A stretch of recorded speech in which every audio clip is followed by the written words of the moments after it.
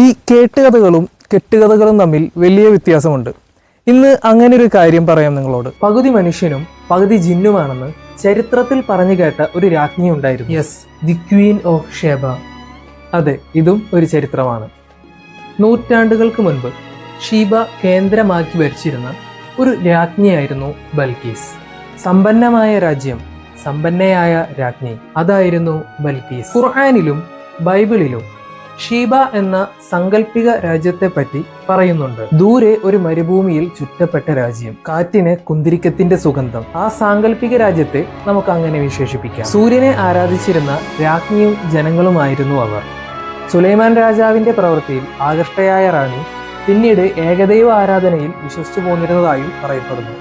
ഈ തകർന്നു കിടക്കുന്ന അവശിഷ്ടങ്ങൾ ഒരു കൊട്ടാര മാതൃക സൂചിപ്പിക്കുന്നു. കുന്തിരിക്കം സൂക്ഷിച്ചിരുന്ന അറകൾ, അത് ഇപ്പോഴും നമുക്കിവിടെ കാണാം. ഇവിടെ ആകെ അവശേഷിക്കുന്നത് ഇത് മാത്രമാണ്.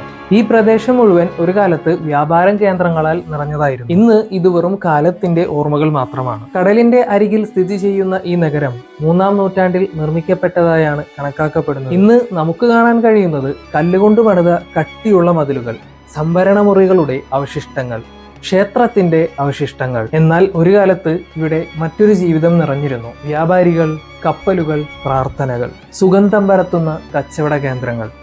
മൺമറഞ്ഞ ആ കാഴ്ചകൾ എനിക്കിവിടെ നിൽക്കുമ്പോൾ കാണാൻ സാധിക്കുന്നുണ്ട്. ആ ഒരു പഴമയുടെ സുഗന്ധം ഇപ്പോഴും ഇവിടെ തങ്ങി നിൽക്കുന്നുണ്ട്.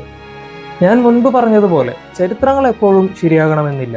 ചരിത്രകാരന്മാർക്കിടയിൽ പോലും ഇവിടെ ബൽക്കീസ് രാജ്ഞിയുടെ കൊട്ടാരം ആയിരുന്നു എന്നതിന് വ്യക്തമായ തെളിവുകളില്ല. സലാലയിൽ നിന്നും ഏകദേശം 45 കിലോമീറ്റർ മാറി കോറിറോറി എന്നറിയപ്പെടുന്ന സ്ഥലത്താണ് ഈ അവശേഷിപ്പുകളെല്ലാം നിലനിൽക്കുന്നത്. ഇനിയും പറയാത്ത ഒരുപാട് കഥകളുണ്ട്. അതെല്ലാം നിങ്ങളിലേക്ക് എത്തിക്കാൻ എനിക്ക് അതിയായ ആഗ്രഹമുണ്ട്. മറ്റൊരു വീഡിയോ ആയിട്ട് കാണാം.